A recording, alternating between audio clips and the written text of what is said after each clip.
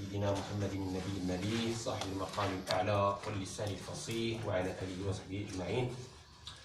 Donc toujours dans nos cours sur Ibn Ashir في عقد الأشعري وفقه مالك وفي طريقة جنيد السالك. Donc les trois grands axes que Ibn Ashir a choisi de mettre en avant pour notre belle religion: l'axe de la aqidah, l'axe du fiqh, la jurisprudence, et l'axe de la spiritualité. Donc on avait dit que les matinées étaient réservées à l'axe de la aqidah, c'est-à-dire du dogme, du credo. On avait parlé de la foi, des 6 piliers de la foi.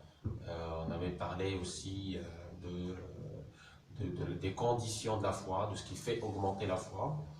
Aujourd'hui, on va revenir aux sources de la aqidah pour vous parler donc de ce que représente justement la aqidah pour nous, qui est l'épine dorsale de notre religion, puisqu'on ne peut pas être considéré musulman si on ne croit pas à Allah tabaraka wa ta'ala, à son unicité, tawhid Allah azza wa jalla. Et justement, on va parler des deux écoles majoritaires de l'islam sunnite qui ont marqué l'islam sunnite depuis plusieurs siècles et qui ont justement rayonné, non pas rayonné comme ça pour rien, mais rayonné parce que leurs sources étaient solides, leurs preuves étaient solides. J'aime bien commencer la aqidah en parlant d'un sujet très important qui nous distingue des sectes, parce que l'islam a aussi ses sectes, on va en parler dans l'ordre. Et on parle des sectes pour justement comprendre comment ils ont été détournés de la ligne droite, pour qu'on ne tombe pas dans les mêmes travers. C'est pour ça qu'on évoque les sectes, pas pour évoquer comme ça, mais on évoque pour éviter les travers et déboires de ces sectes. Et donc, notre aqidah est basée sur un verset coranique que j'aime citer: Laysa kamithlihi shay'un wa as-sami' al-basir. Je traduis: nulle personne n'est à sa ressemblance, alors qu'il voit parfaitement, alors qu'il entend parfaitement. Donc, Allah, dans ce verset, qui est très important, Laysa kamithlihi shay'un wa as-sami' al-basir, il y a une négation, une confirmation. نفي التعطيل ونفي التشبيه. Négation du tashbih. C'est quoi le tashbih? C'est l'anthropomorphisme. La négation de l'anthropomorphisme. C'est-à-dire que Allah ne peut pas ressembler à ces créatures. Il les a créées. Il a créé leur imagination. Et donc leur imagination est incapable de cerner le Créateur. C'est pour ça que le prophète nous a dit: méditez dans la création d'Allah et ne méditez pas dans son essence, dhat. Parce que vous ne pouvez pas cerner dhat. La tudriku al-absar wa yudriku al-absar. Nul ne peut le cerner. Et nos imams, nos savants, nos shuyukh salaf disaient: kullu ma takhayyaltahu falisahu. Kullu ma takhayyaltahu falisahu. Tout ce que tu peux imaginer à son propos, c'est pas lui. C'est pas lui. C'est le fruit de ton imagination, c'est la création de ton imagination. Or, Allah n'est pas une création. D'accord? C'est un point important qui découle du verset. Donc, la négation de l'anthropomorphisme. Dieu ne ressemble à aucune créature.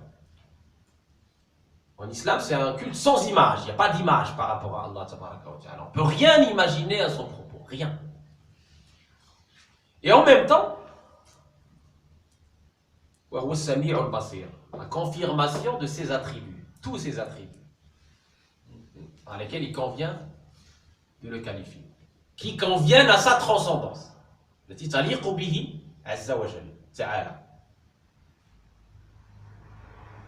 conviennent à sa transcendance. Et les ignorants reprochent à l'école majoritaire du dogme islamique, qui est l'école des Ash'arites, reprochent à tort que les Ash'arites nient les attributs ou quelques attributs d'Allah, ce qui est faux. Absolument faux, puisque les Ash'arites ne nient aucun attribut d'Allah, bien au contraire, ils disent que tout attribut qui convient à sa transcendance, il est qualifié par Allah, on peut le qualifier par ces attributs-là. Vous vous connaissez tous les 99 noms d'Allah Tabaraka wa Ta'ala, mais il n'y a pas que 99. Il n'y a pas que 99.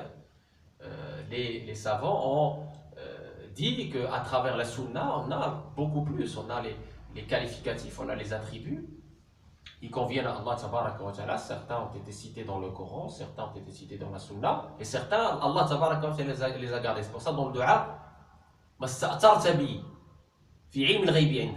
et chaque nom que tu as gardé pour toi, que tu n'as pas dévoilé à tes créatures. Je t'implore par tes noms, par tes beaux noms, et par tout nom que tu as gardé pour toi, que tu n'as pas dévoilé à tes créatures, ou que tu as dévoilé à certains de tes créatures sans les autres. Mais dans tous les cas, tout qualificatif qui convient à la transcendance d'Allah Tabaraka wa Ta'ala, c'est-à-dire le fait qu'il ne ressemble à aucune de ses créatures, le fait qu'il n'a point d'enfant, point d'associé, et c'est Surat al-Ikhlas qui nous confirme Qul huwa Allahu ahad, Allahu samad, lam yalid, wa lam yulad, wa lam yakul lahu kufuwan ahad. C'était le grand débat avec le monde chrétien lorsque le prophète Sama a appelé les chrétiens de Najran chez lui. Ils ont discuté de la nature de Jésus, on va y revenir. Ils ont discuté de la transcendance d'Allah Tabaraka wa Ta'ala, qu'il ne peut avoir d'enfant, qu'il ne peut engendrer, qu'il n'a pas été engendré, et qu'il n'a ni d'enfant, ni d'épouse, ni d'associé.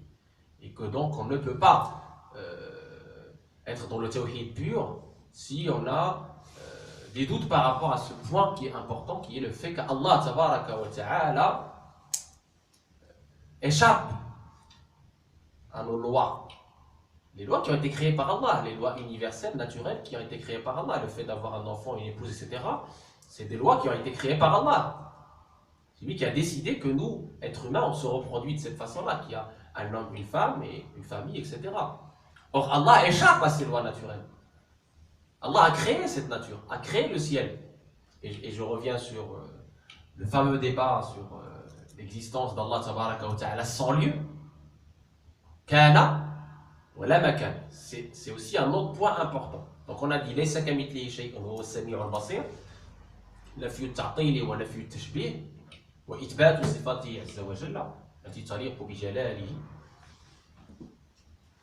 Et donc kana wa la makan, c'est-à-dire il était sans lieu. Il a créé le lieu pour nous.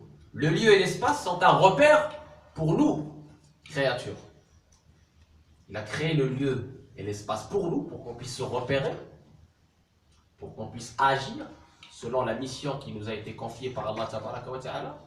Il nous a confié la gestion du lieu, la gestion de l'espace, la gestion du temps, pour nous éprouver qui va faire le bien, qui va faire le mal. Donc on a ce libre arbitre, on va parler du libre arbitre tout à l'heure, qui est dû à la raison, parce qu'Allah nous a élus parmi les créatures. On a karramna bani Adam, nous dit le Coran. Allah a élu les fils d'Adam. Pourquoi il les a élus? Parce qu'il leur a permis de choisir, parce qu'ils ont une raison qui les distingue du monde animal et du monde végétal. Très bien. Il leur permet d'avoir des choix réfléchis. Et par cela, ils seront jugés par Allah Tabaraka wa Ta'ala au jour du jugement, selon ces choix, parce que c'est des choix libres. Il n'y a pas de contrainte. Tu n'as pas été contraint à croire, tu n'as pas été contraint à ne pas croire. Mais il y a le décret divin. On va parler du décret divin, on va parler de ce lawh al-mahfouz, de cette table gardée, et de ce al-kitab, la mère du livre, tout à l'heure. Très bien.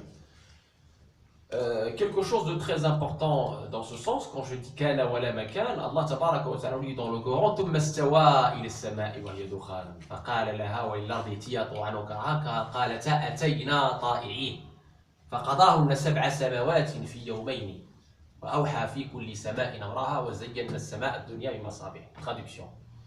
Et Allah Tabaraka wa Ta'ala s'adresse aux cieux alors qu'ils étaient en état de fumée. Ils n'existaient pas encore.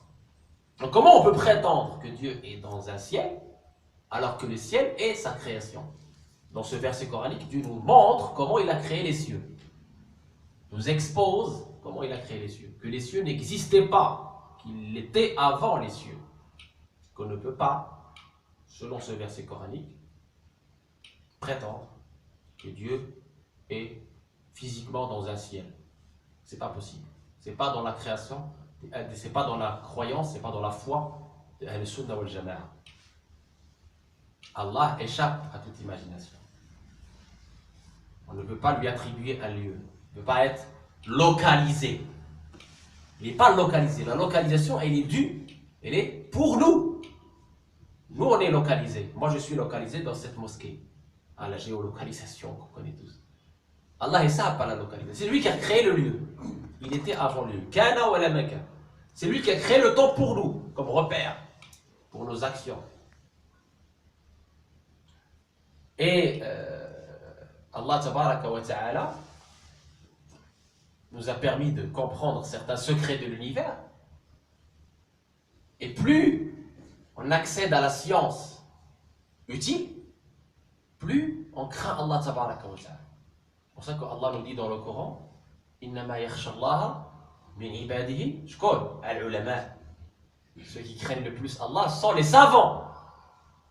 Et on le voit à la NASA, tout ça, quand ils ont découvert le trou noir, quand ils ont découvert la stratosphère, etc., la lune et tout, ils ont vu ce monde incroyable, millimétré.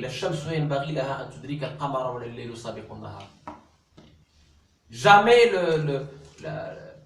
l'orbite du Soleil n'atteint l'orbite de la Terre, jamais. C'est millimétré depuis des millions d'années, subhanallah. Qui, parmi nos architectes, parmi nos ingénieurs, est capable de faire ça? Et sans aller dans le cosmos. Allah nous demande de méditer dans la création. أولم يتفكروا في ملكوت السماوات والأرض وما خلق الله من شيء وأن عسى أن يكون قد اقترب أجلهم بأي حديث بعده يؤمنون. Est-ce qu'ils ne méditent pas dans la création des cieux et de la terre? Allah nous demande d'utiliser cette raison, de méditer dans sa création pour comprendre sa puissance, pour comprendre sa majesté. Pourquoi? On dirait aujourd'hui la NASA qui a découvert des choses qui prouvent de façon sûre qu'il y a un créateur suprême, puissant, etc. Très bien. Et puis en marchant, il y a une vieille femme, une mendiante. Il dit, mais qu'est-ce que c'est que ce vacarme? C'est quoi ce vacarme? Qu'est-ce qui se passe aujourd'hui à Cordoue? Et tu sais pas. Malheur à toi, tu sais pas. C'est le plus grand machin qui on lui fait aujourd'hui sa fête. Il a écrit 1001 preuves sur l'existence d'Allah. Elle répond comme ça naïvement, elle dit, mais quand est-ce que Allah s'est absenté pour qu'on puisse être obligé d'écrire ou de parler de son existence? Et là, ce monsieur a entendu cette femme, il a été bouleversé. Il a été bouleversé par la foi de cette vieille femme. Et il a décidé de chercher autre chose. Il est parti chercher un maître spirituel, il a eu cette compagnie bénie, etc. Il a goûté la saveur de la foi. Il a goûté la saveur de la foi. Il n'avait plus besoin de preuves scientifiques.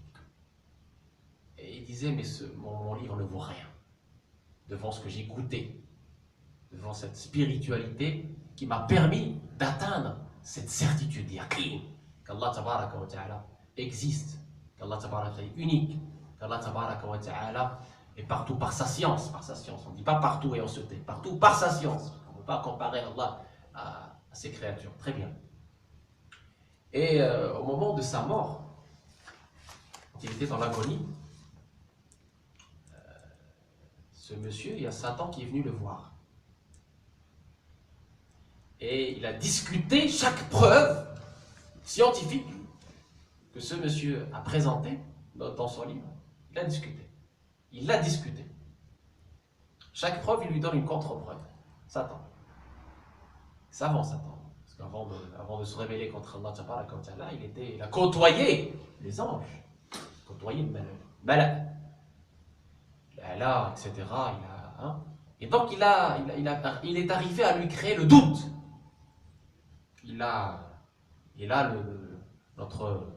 Notre vedette a été bouleversée. Il y a eu un tremblement de terre dans son cœur.